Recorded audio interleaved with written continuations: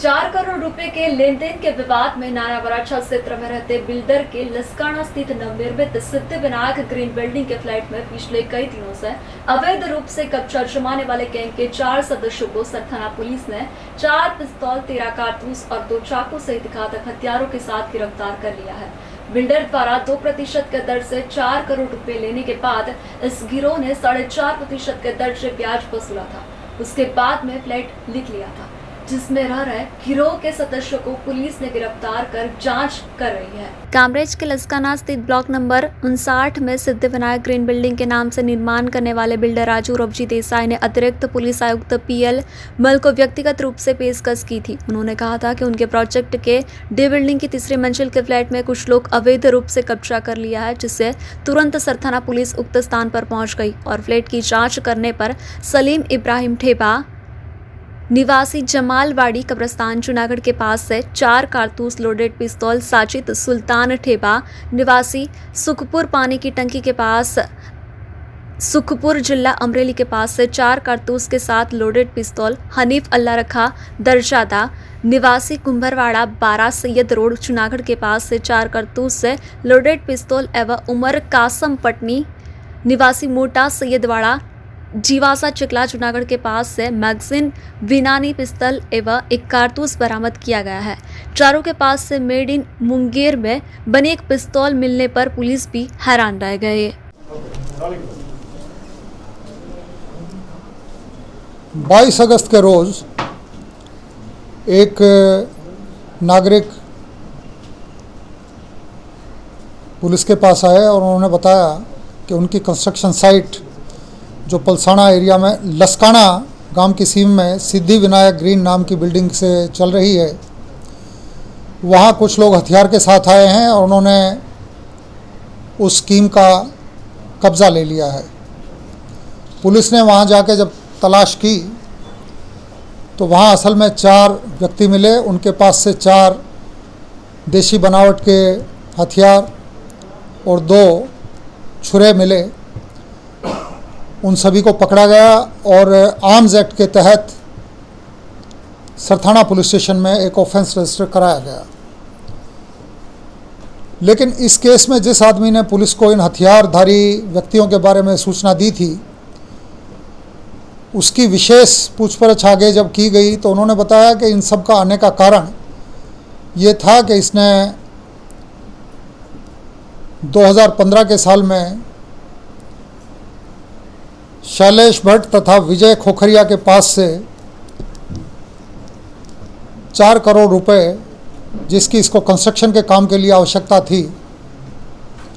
1.5% के ब्याज से इसने लिए थे, जिसके बदले में उन्होंने साटाकत फोर्सिबली बलजबरी से शैलेश भट्ट के भाणेज है निकुंज भट्ट के नाम से लिखवा लिया था। उसके सामने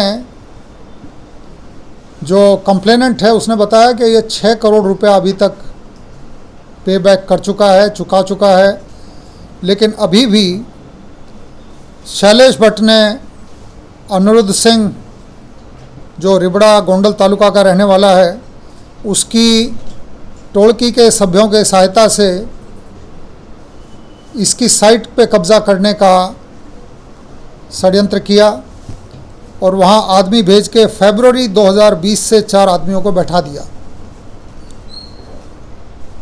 अभी जैसा मैंने बताया 20 तारीख को जो 4 आदमी इसके फ्लैट की स्कीम में घुसे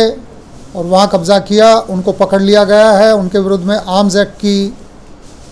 धाराओं के तहत केस रजिस्टर किया गया है सरथाना पुलिस स्टेशन में। और उसके बाद जो विगतें मैंने आपको कहीं, उसके बाद IPC सेक्शन 143, 147, 149, 447, 448, 452, 387, 506(2)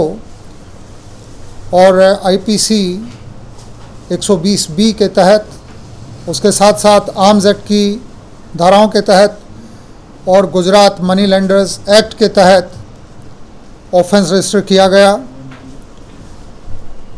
इसमें जिनके नाम आरोपियों के तौर पे सामने आए हैं वो हैं शैलेश बाबू भाई भट्ट, रेसिडेंट ऑफ वेसू सूरत, दूसरा निकुंज भट्ट, तीसरा विजय शांतिलाल खोखरिया जो व्रज सेक्टर 1 सिमाड़ा सूरत का रहने वाला है, चौथा वकील धर्मेश पटेल, पांचवा अनिरुद्ध सिंह महिपत सिंह जाडेजा रहवासी रिबड़ा तालुका गोंडल राजकोट, छठा अताउल्ला खान, सातवां शब्बीर जिसका कंप्लीट एड्रेस अभी तक नहीं है, आठवां सलीम इब्राहिम भाई ठेबा ये जूनागढ़ का है। जूनागढ़ के ही और 3 आदमी हैं, साजिद सुल्तान भाई, हनीफ अल्लाह रखा दरजादा और उमर भाई कसम भाई पटनी।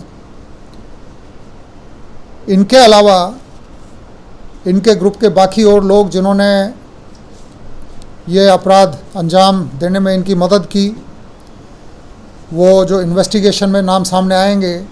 इन सभी के विरुद्ध में ऑफेंस सरथाना पुलिस स्टेशन में रजिस्टर किया गया है। क्योंकि अपराध का क्षेत्र काफ़ी बड़ा है, महत्वपूर्ण अपराध है, इसकी इन्वेस्टिगेशन